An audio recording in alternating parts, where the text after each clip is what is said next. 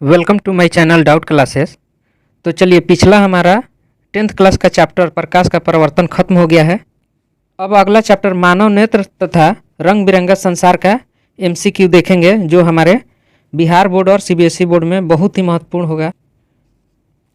हमेशा यहाँ से मानव नेत्र से हमेशा क्वेश्चन बोर्ड में, बिहार बोर्ड या एनसीईआरटी बोर्ड, सीबीएसई बोर्ड में हमेशा क्वेश्चन पूछता है। तो चलिए क्वेश्चन को एक एक करके देखते हैं। तो हमारा पहला क्वेश्चन है, मानव नेत्र के किस भाग पर वस्तु का प्रतिबिंब बनता है। तो चलिए, मानव नेत्र के किस भाग पर किसी वस्तु का प्रतिबिंब बनता है। तो देखिए, मानव नेत्र के हमेशा रेटिना पर वस्तु का प्रतिबिंब बनता है। देखिए, ये अपना हम लोग का आँख है, ठीक है, और आँख के पीछे यहाँ पे रेटिना होती है, और इसी रेटिना पे जो हम देखते हैं उसका उल्टा प्रतिबिंब बनता है। तो ये याद रखना है, ये अपना आँख है और आँख के पीछे जो रेटिना होती है उसी रेटिना पे अपना प्रतिबिंब बनता है, जो हम आँख से देखते हैं। तो चलिए अगला क्वेश्चन देखते हैं। नेक्स्ट क्वेश्चन बहुत ही महत्वपूर्ण है। तो देखिए, तारों के टिमटिमाने की व्याख्या किस सिद्धांत पर की जाती है।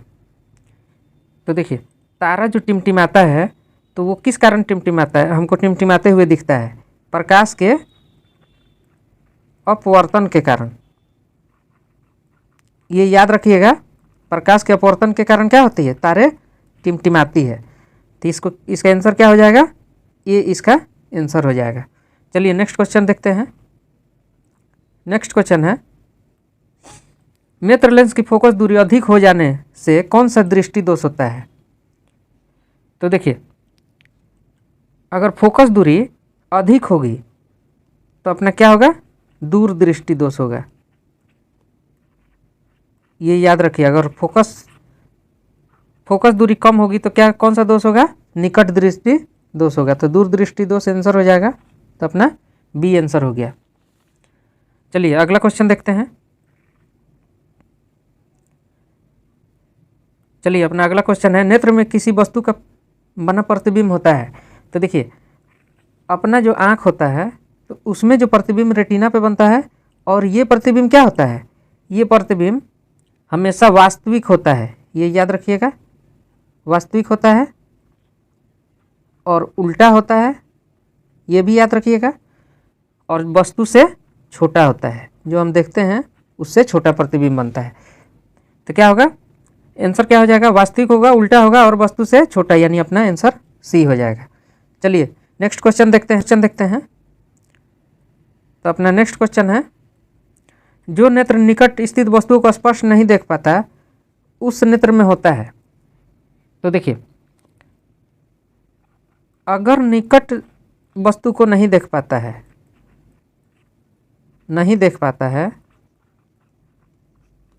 तो इसका उल्टा होता है, यानी कौन सा दोष होगा, दूरदृष्टि दोष होगा। ये याद रखिएगा, दूरदृष्टि दोष हो जाएगा। अपना आंसर क्या हो जाएगा, दूरदृष्टि दोष हो जाएगा। और देखिए, अगर ये दूर के वस्तुओं को देख लेता है तो निकट दृष्टि दोष हो जाएगा। तो चलिए अगला क्वेश्चन देखते हैं। अगला क्वेश्चन है, श्वेत प्रकाश की किरण जब किसी प्रिज्म से होकर गुजरती है तब जो रंग सबसे अधिक विचलित होता है वो कौन सा रंग होता है।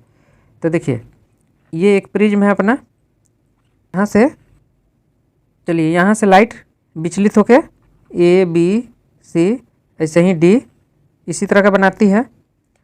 तो सबसे ज़्यादा कौन सा विचलित होता है। तो देखिए, सबसे जो नीचे होता है वो बैगनी होता है, यानी सबसे ज़्यादा किसका एंगल है, बैगनी का। तो ये सबसे ज़्यादा विचलित हुई है। और सबसे ऊपर जो होता है वो लाल होता है, तो लाल सबसे कम विचलित होता है। ये याद रखिएगा। तो ये इसमें क्या पूछा है, सबसे अधिक विचलित कौन होता है, तो अपना बैगनी हो जाएगा, ठीक है। तो चलिए अगला क्वेश्चन देखते हैं। अगला क्वेश्चन है, अपने लेंस की फोकस दूरी को बदलकर दूर या निकट की वस्तु को साफ साफ देख सकने के आँख के गुण को क्या कहते हैं। तो देखिए, जब हम अपने फोकस दूरी को बदल लेते हैं, ऑटोमेटिक बदल जाता है।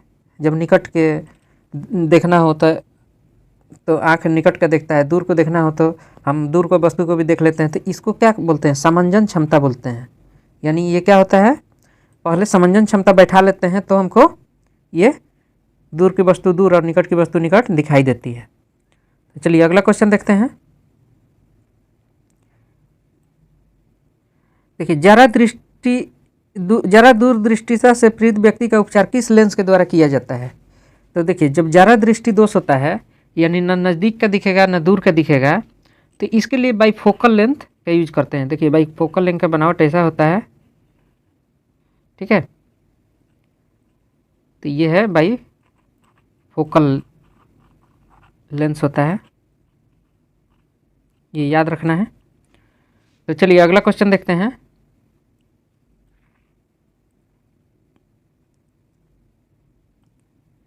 चलिए, तो अगला क्वेश्चन है, एक स्वस्थ मानव के नेत्र के लिए निकट तथा दूर बिंदु क्रमशः होते हैं। तो देखिए, इसमें निकट जो मनुष्य है, निकट का सबसे निकट का देख सकता है वो है 25 सेंटीमीटर। उससे नज़दीक कोई वस्तु रहेगा तो नहीं दिख पाएगा। और जो दूर होता है, दूर के वस्तु को देख सकता है, वो है अनंत। तो ये याद रखिएगा, अनंत है। तो अपना आंसर क्या हो जाएगा? डी हो जाएगा। चलिए अगला क्वेश्चन देखते हैं। अगला क्वेश्चन है, विभिन्न दूरियों पर की वस्तुओं के प्रतिबिंब को फोकस करने के लिए आँख के लेंस की फोकस दूरी परिवर्तित होती है। तो देखिए, आँख की जो लेंस की फोकस दूरी होती है वो कहाँ पे परिवर्तित होती है? तो देखिए, ये मान लीजिए कि ये आँख है, अपना ये आँख है, और यहाँ पे है, देखिए यहाँ पे है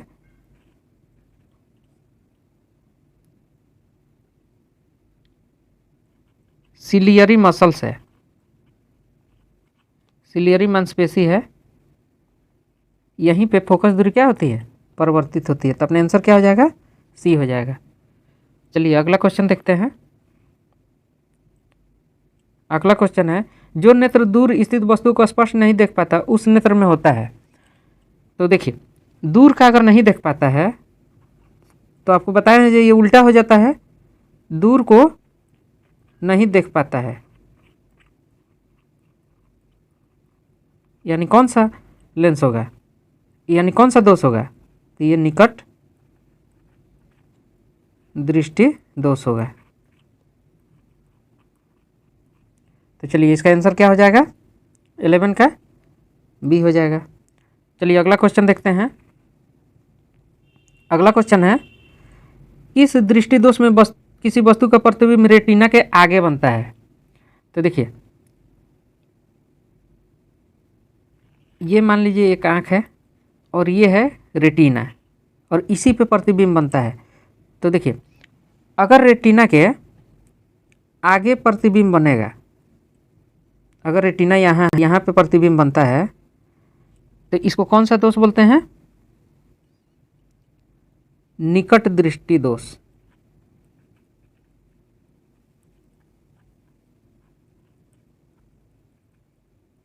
ठीक है, तो निकट दृष्टि दोष आंसर हो जाएगा। अगर रेटिना के इधर बनेगा प्रतिबिंब तो इसको क्या बोलते हैं? दूर दृष्टि दोष बोलते हैं। ये याद रखिएगा, बार बार बोर्ड के एग्जाम में ये प्रश्न पूछता है। तो चलिए अगला क्वेश्चन देखते हैं। अगला क्वेश्चन है, नेत्र की समंजन क्षमता कम हो जाने से उत्पन्न होता है। तो देखिए, नेत्र की समंजन क्षमता जब कम हो जाती है, समंजन क्षमता जब कम हो जाती है तो इससे जरा दृष्टि दोष उत्पन्न होता है। तो क्या हो जाएगा आंसर? जरा दृष्टि दोष। चलिए नेक्स्ट क्वेश्चन देखते हैं। देखिए, चंद्रमा पर खड़े अंतरिक्ष यात्री को आकाश किस प्रकार का दिखाई देता है? तो देखिए, जब भी चंद्रमा पर खड़ा आदमी चला जाए या अंतरिक्ष में चला जाए, वहाँ से आदमी धरती को देखे तो हमेशा काला दिखाई देगा आकाश। ठीक है, तो चलिए अगला क्वेश्चन देखते हैं। देखिए, बहुत ही महत्वपूर्ण ये क्वेश्चन है, और मेरे तरफ से तो ये VVI क्वेश्चन है, ये हमेशा स्टार लगा लेना। श्वेत रंग कितने रंगों के मेल से बनता है? तो ये 7 रंगों के मेल से बनता है। ठीक है, ये हमेशा पूछता है बोर्ड के एग्जाम में। चलिए अगला क्वेश्चन देखते हैं। अगला क्वेश्चन है, दृश्य प्रकाश में किस वर्ण का तरंगदैर्घ्य अधिकतम होता है? तो देखिए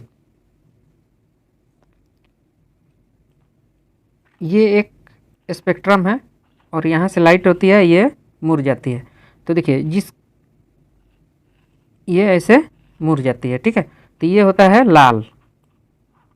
तो जिसका तरंगदैर्घ्य सबसे ज़्यादा होता है वो कलर क्या होती है? सबसे कम मुड़ती है। तो देखिए ये सबसे कम विचलित हुआ है और ये नीचे वाला सबसे ज़्यादा विचलित हुआ है। तो अपना आंसर सबसे अधिकतम तरंगदैर्घ्य किसका है ये पूछा है। तो किसका होता है? सबसे अधिकतम तरंगदैर्घ्य जो होता है लाल का होता है। और सबसे कम किसका होता है? बैगनी का होता है। ये याद रखिएगा, सबसे कम बैगनी का,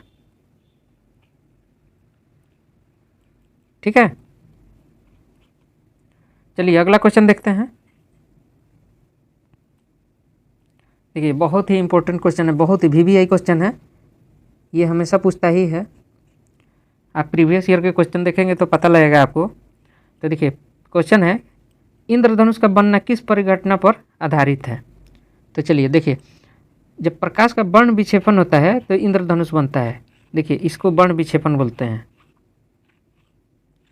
और ये 7 कलर में डिवाइड हो जाता है। देखिए ये 7 कलर में डिवाइड हो जाता है, जो ऊपर लाल रहता है और नीचे क्या होता है? बैगनी होता है। इसी को वर्ण विक्षेपण बोलते हैं।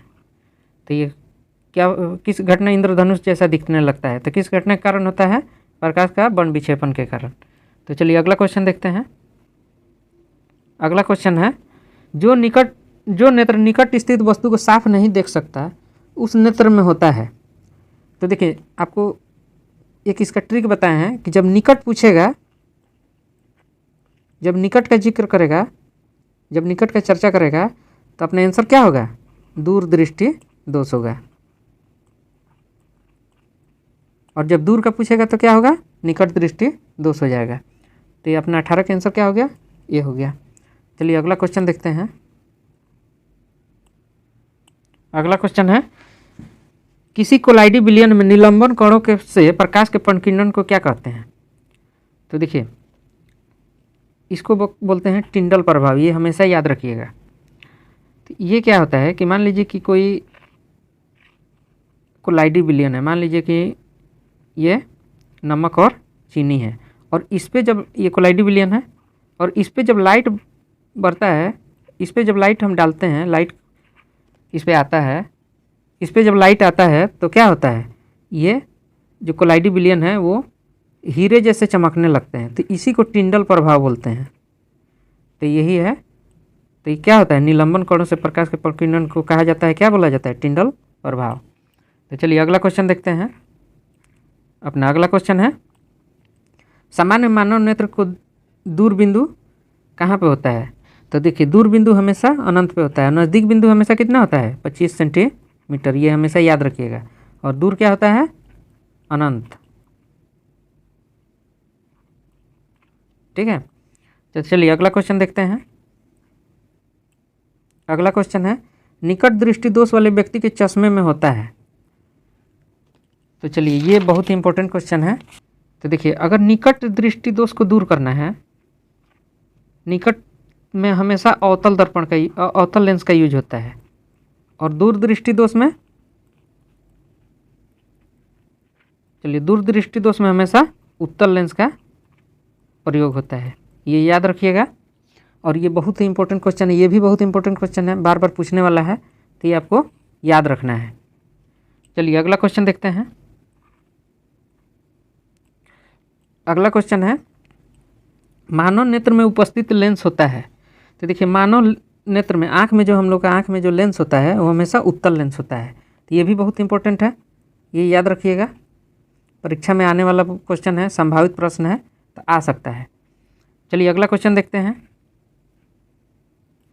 अगला, निम्न में से किस दृष्टि दोष में नेत्र को क्रिस्टलीय लेंस धुंधला अपारदर्शी हो जाता है? तो देखिए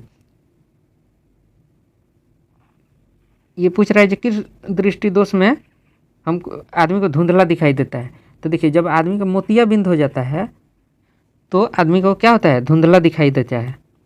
तो ये मोतियाबिंद हमेशा बूढ़े आदमी को होता है, ठीक है। तो जिसमें क्या होता है कि जो मांसपेशी है वो सिकुड़ जाती है, तो ये सही से प्रतिबिंब नहीं बन पाता है।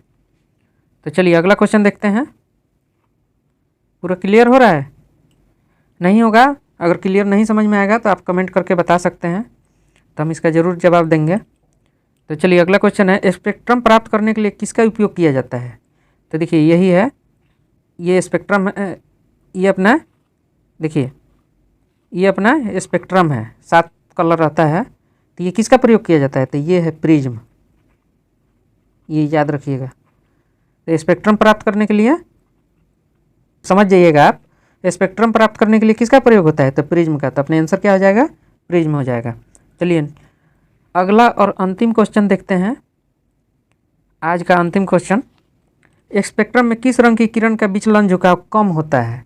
तो देखिए यही क्वेश्चन पूछा है और बार बार बोर्ड में भी एग्जाम में पूछता है, तो ये VVI लगा लीजिएगा आप और इसको याद रखिएगा।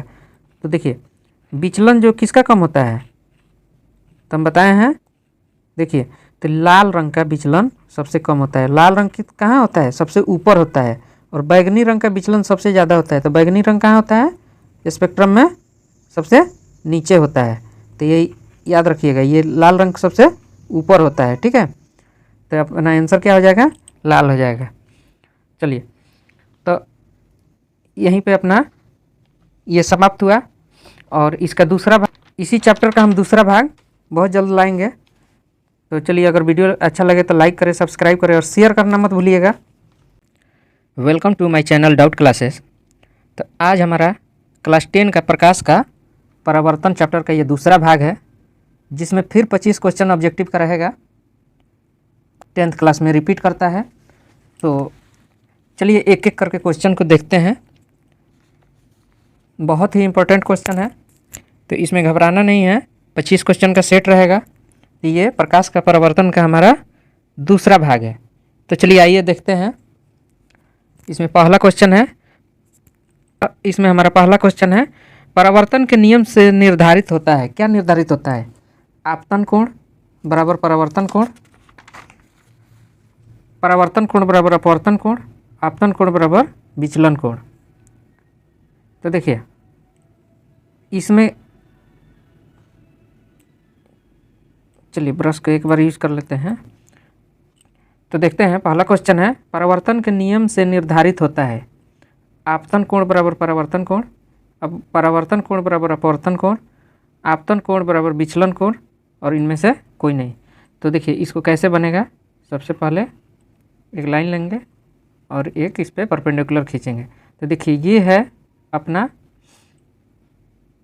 अपवर्तन, ये है अपना अपवर्तन कोण और इधर से ये गिर कर लाइट और इधर मुड़ जाती है। तो ये दूसरा क्या है? परावर्तन है, यानी रिफ्लेक्शन, इंसिडेंट रे। और ये क्या है? रिफ्लेक्शन कोण। ठीक है, तो चलिए देखते हैं। तो इसका आंसर कौन हो जाएगा? ये परावर्तन कोण है, ये अपवर्तन, सॉरी ये अपवर्तन कोण है ये वाला, और ये क्या है? परावर्तन कोण है। ठीक है, तो ये अपना आंसर कौन हो जाएगा? आंसर हो जाएगा बी। चलिए अगला क्वेश्चन देखते हैं। चलिए दूसरा क्वेश्चन है, काल्पनिक प्रतिबिंब होता है। तो देखिए काल्पनिक प्रतिबिंब, काल्पनिक जो प्रतिबिंब होता है हमेशा क्या होता है? सीधा होता है। ठीक है, तो चलिए अगला क्वेश्चन देखते हैं। अगला क्वेश्चन है, लेंस में मुख्य फोकस की संख्या कितनी होती है? तो देखिए ये अपना लेंस है और ये बीच से एक्सिस काटती है इसको। तो एक इधर फोकस होता है जिसको F1 बोलते हैं और एक इधर फोकस होता है जिसको F2 बोलते हैं। तो यानी लेंस में कितनी फोकस होती है? तो आंसर क्या हो जाएगा? 2 हो जाएगा, अपना ये आंसर हो जाएगा। चलिए फिर अगला क्वेश्चन देखते हैं। देखिए ये सारे क्वेश्चन अपना 10th क्लास के लिए बहुत ही महत्वपूर्ण है, यानी बोर्ड के एग्ज़ाम के लिए बहुत ही महत्वपूर्ण क्वेश्चन है। चलिए अगला क्वेश्चन देखते हैं, सर्च लाइट का परावर्तक सतह होता है। देखिए ये अपना एक सर्च लाइट है, यानी टॉर्च है। ठीक है, टॉर्च देखे हो ना गांव में, अपना टॉर्च है। तो इसका पूछ रहा है जी, ये जो सतह होता है ये किस टाइप का होता है? अवतल होता है कि उत्तल होता है? तो देखो सर्च लाइट हो या हेडलाइट हो, हेडलाइट जो गाड़ी में होता है, या दाढ़ी बनाने वाला शीशा हो, ये सभी में अवतल लेंस का उपयोग होता है। ठीक है, तो चलिए अगला क्वेश्चन देखते हैं। चलिए 30 नंबर क्वेश्चन है, दाढ़ी बनाने में कौन सा दर्पण प्रयोग होता है? तो देखिए दाढ़ी बनाने में हमेशा अवतल दर्पण का प्रयोग होता है। क्यों? इसलिए कि जब अवतल दर्पण हम प्रयोग करते हैं तो अवतल दर्पण हम प्रयोग करते हैं तो हमारा जो ऑब्जेक्ट है वो बड़ा दिखता है। ठीक है, ऑब्जेक्ट है जो क्या दिखता है? बड़ा। ये जो ऑब्जेक्ट है, जो भी वस्तु रखा रहेगा वो बड़ा दिखेगा। तो इसीलिए दाढ़ी बनाने में अवतल दर्पण का प्रयोग करते हैं, क्योंकि जब अपना जो केस है वो बड़ा दिखेगा। चलिए अगला क्वेश्चन देखते हैं, नेक्स्ट क्वेश्चन। चलिए देखते हैं नेक्स्ट क्वेश्चन। उत्तल लेंस की क्षमता 1 डायोप्टर है तो लेंस की फोकस दूरी कितनी होगी? तो देखिए इसमें अपना क्षमता दिया है, यानी क्या दिया है? P बराबर दिया है 1 डायोप्टर। ठीक है, तो देखिए तो लेंस की फोकस दूरी हमको निकालना है, तो F बराबर कितना होता है? 100/P होता है। और P मतलब पावर, मतलब क्षमता दिया है। कितना दिया है? 1 डायोप्टर। तो देखिए 1 लिख देंगे तो यानी आंसर कितना हो जाएगा? 100 हो जाएगा। तो अपना 100 आंसर हो गया। चलिए नेक्स्ट क्वेश्चन देखते हैं, 32 नंबर क्या कहता है। देखिए किसी गोलीय दर्पण तथा किसी पतले गोलीय लेंस की दोनों की फोकस दूरियां -15 सेंटीमीटर है। दर्पण एवं लेंस संभवतः है क्या है? दोनों उत्तल है या दोनों अवतल है, या एक अवतल है एक उत्तल है, या दोनों एक दर्पण है एक लेंस है। तो देखिए सबसे पहले इस क्वेश्चन को बनाने के लिए हम इसका लेंस का कैरेक्टर समझेंगे।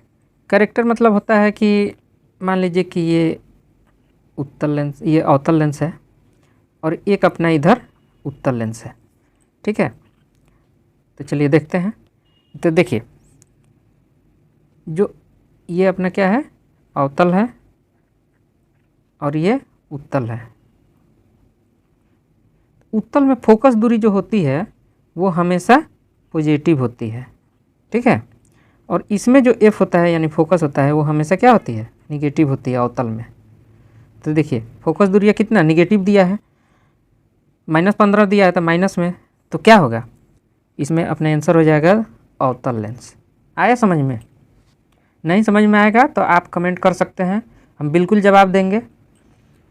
तो चलिए अगला क्वेश्चन देखते हैं। अगला क्वेश्चन है, प्रकाश के अपवर्तन के कितने नियम हैं? तो देखिए प्रकाश के अपवर्तन के 2 ही नियम होते हैं, याद रखना है। इधर से प्रकाश आती है और इधर जाती है, तो एक ये हो गया, एक I हो गया, एक R हो गया। यही 2 नियम होते हैं। चलिए अगला क्वेश्चन देखते हैं।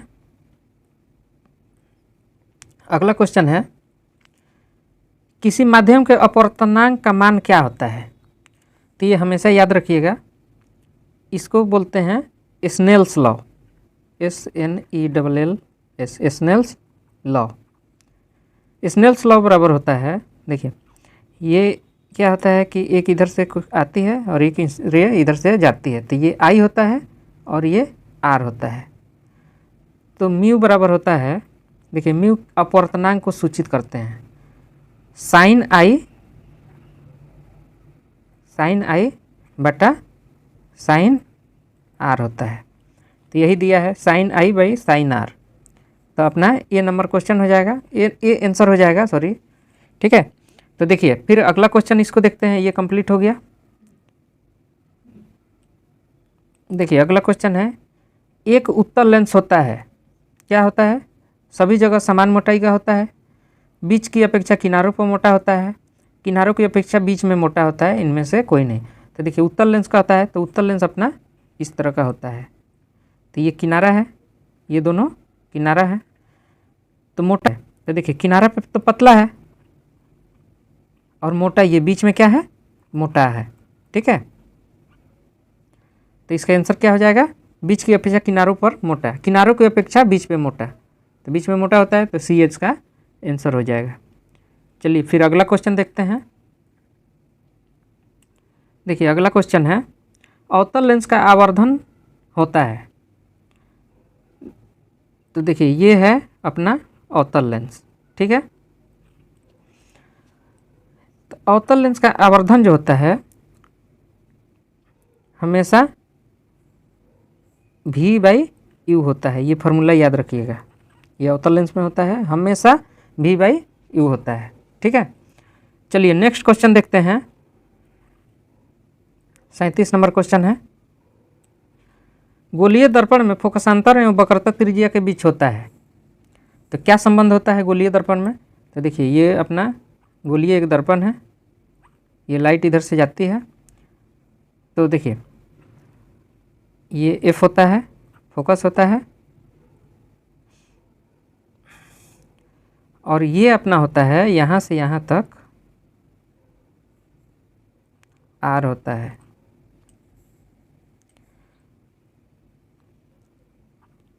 ठीक है, यहाँ O से A तक क्या होता है, R होता है। तो यही पूछ रहा है गोलीय दर्पण फोकसांतर एवं वक्रता त्रिज्या। तो R अपना क्या है, वक्रता त्रिज्या है, और वक्रता त्रिज्या है, और F क्या है, फोकसांतर है। ठीक है, तो देखिए इसका संबंध क्या होता है, R बराबर 2F होता है, ये भी याद रखिएगा, ये फॉर्मूला है। देखिए ये पूरा से पूरा R हो गया, और ये F होता है और ये भी F होता है, तो 2F नहीं हो गया। तो चलिए ये आंसर हो जाएगा R बराबर 2F। चलिए अगला क्वेश्चन देखते हैं। 38 नंबर क्वेश्चन है कि सोलर कुकर में प्रयोग किया जाता है। तो देखिए सोलर कुकर में हमेशा ही अवतल दर्पण का प्रयोग होता है। चलिए अगला क्वेश्चन देखते हैं। उत्तल लेंस में बना प्रतिबिंब होता है। तो देखिए ये उत्तल लेंस का अपना डायग्राम है, तो इसमें प्रतिबिंब किस तरह का बनता है? तो देखिए हम उत्तल लेंस में हमेशा वास्तविक और उल्टा प्रतिबिंब बनता है।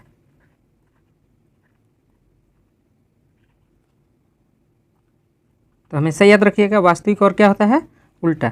वहीं अवतल लेंस में क्या होता है? तो देखिए अवतल लेंस में हमेशा काल्पनिक और सीधा प्रतिबिंब बनता है, और इसमें वास्तविक अवतल लेंस में काल्पनिक और वास्तविक दोनों तरह का प्रतिबिंब बन सकता है, लेकिन उत्तल लेंस में वास्तविक और हमेशा उल्टा प्रतिबिंब बनता है। तो ये याद रखिएगा। चलिए अगला क्वेश्चन देखते हैं। अगला क्वेश्चन है, उत्तल लेंस में जब बिंब F और 2F के बीच रखा जाता है तब बना प्रतिबिंब क्या होता है? तो देखिए ये अपना उत्तल लेंस है, और ये अपना ये F है, तो F और ये अपना 2F है। तो इसके बीच में अगर वस्तु को रखा जाएगा तो पूछ रहा है क्या प्रतिबिंब बनेगा। ठीक है, तो देखिए हमेशा उत्तल लेंस में बड़ा और वास्तविक प्रतिबिंब बनता है। ठीक है, यहाँ F और 2F के बीच में रहे, F और 2F के बीच में वस्तु को रखा जाएगा तो हमेशा बड़ा और वास्तविक प्रतिबिंब बनता है उत्तल लेंस में। चलिए ये याद रखिएगा। अगला क्वेश्चन देखते हैं। चलिए अगला क्वेश्चन है, दो वक्रीय पृष्ठों से घिरे ठोस माध्यम को क्या कहते हैं? तो चलिए बहुत ही महत्वपूर्ण क्वेश्चन है। तो दो वक्रीय पृष्ठों से जो घिरा हुआ ठोस वस्तु होता है उसको हम गोलीय लेंस कहते हैं, दर्पण नहीं। देखिए ऐसे वक्रता से घिरा हुआ रहता है और इस तरह से दो से, तो किसको क्या बोलते हैं? गोलीय लेंस बोलते हैं। ठीक है, याद रखिएगा, बहुत ही महत्वपूर्ण है, बहुत ही महत्वपूर्ण क्वेश्चन है। चलिए नेक्स्ट क्वेश्चन देखते हैं। 42 नंबर अपना क्वेश्चन है 42। वह गोलीय दर्पण जो बाहर की तरफ वक्रित होता है कहलाता है। तो देखिए ये बाहर की तरफ वक्रित होता है, बाहर की तरफ कर्व होता है, तो इसको क्या बोलते हैं हम? इसको बोलते हैं उत्तल दर्पण। और एक होता है इस तरह का, अंदर की तरफ जो वक्रित होता है, इसको क्या बोलते हैं? अवतल दर्पण। ठीक है, तो याद रखिएगा। चलिए, तो इसका आंसर हो जाएगा, बाहर की तरफ जो वक्रित होता है उसको क्या बोलते हैं? अवतल दर्पण बोलते हैं। तो इसका आंसर अवतल दर्पण हो जाएगा। चलिए नेक्स्ट क्वेश्चन देखते हैं। नेक्स्ट क्वेश्चन है, गोलीय दर्पण के परावर्तक पृष्ठ के केंद्र को दर्पण का कहा जाता है। तो देखिए, ये बहुत ही आसान क्वेश्चन है। ये दर्पण है और यहाँ से काटती है, तो इस बिंदु को क्या कहते हैं? जहाँ पे काटती है, तो इसको कहते हैं ध्रुव। याद रखिएगा, तो ये ध्रुव आंसर हो गया। चलिए नेक्स्ट क्वेश्चन देखते हैं। नेक्स्ट क्वेश्चन है अपना, चलिए नेक्स्ट क्वेश्चन देखते हैं। नेक्स्ट क्वेश्चन है अपना, एक मिनट, सॉरी, देखिए नेक्स्ट क्वेश्चन है अपना, किसी लेंस द्वारा उत्पन्न आवर्धन का एसआई मात्रक क्या होता है? तो देखिए, ये आवर्धन का एसआई मात्रक पूछा है, तो आवर्धन बराबर एम होता है, एम बराबर वी बाई यू होता है। ठीक है, तो ये जो वी बाई यू होता है, तो इसका मात्रक भी मीटर पर सेकंड होता है और इसका मात्रक भी मीटर पर सेकंड, दोनों कट जाएगा तो कोई मात्रक नहीं बचेगा। ठीक है, कोई मात्रक नहीं, तो इसका क्या हो जाएगा आंसर? मात्रक विहीन, माने मात्रक इसमें नहीं है। चलिए नेक्स्ट क्वेश्चन देखते हैं। 45 नंबर क्वेश्चन है, लेंस के केंद्रीय बिंदु को कहते हैं, क्या कहते हैं? तो देखिए,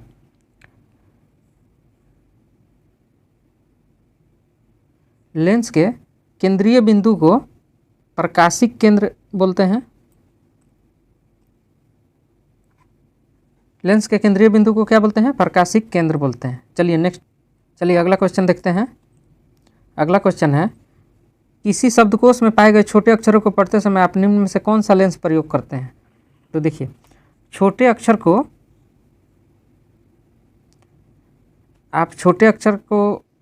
पढ़ने के लिए हमेशा उत्तल लेंस का प्रयोग करते हैं, 5 सेंटीमीटर छोटे अक्षर को पढ़ने के लिए।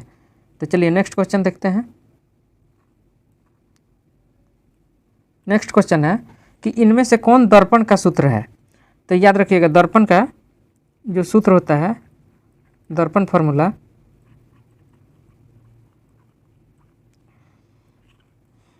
ये हमेशा याद रखिएगा 1/v + 1/u बराबर होता है 1/f होता है। और ये हमेशा बार बार मैट्रिक के एग्ज़ाम में, हमारे बोर्ड के एग्ज़ाम में पूछता है, तो इसको ध्यान रखना है, इसको याद रखना है। तो देखिए, इसका आंसर हो जाएगा ए, आंसर हो जाएगा। अब नेक्स्ट क्वेश्चन देखते हैं। चलिए नेक्स्ट क्वेश्चन है, गोली दर्पण का वक्रता केंद्र को किस अक्ष से निरूपित किया जाता है? दर्पण के वक्रता केंद्र को हमेशा सी से निरूपित किया। ठीक है, तो ये देखिए, ये दर्पण हुआ, ये वक्रता केंद्र हुआ, और ये इसको हमेशा सी से निरूपित किया जाता है। तो चलिए नेक्स्ट क्वेश्चन देखते हैं। बार बार इसको पूछता है, बार बार रिपीट करता है। निर्वात में प्रकाश की चाल क्या होती है?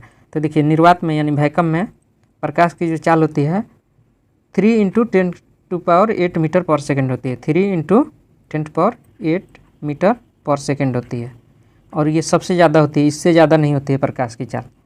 ठीक है, तो चलिए अगला क्वेश्चन देखते हैं।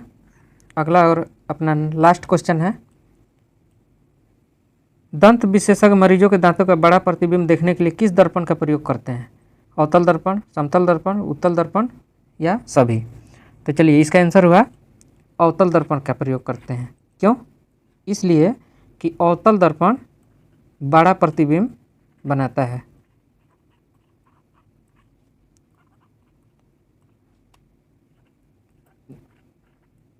चलिए, अवतल दर्पण क्या करता है? बड़ा प्रतिबिंब बनाता है। तो चलिए, आज का सेट अपना समाप्त हुआ।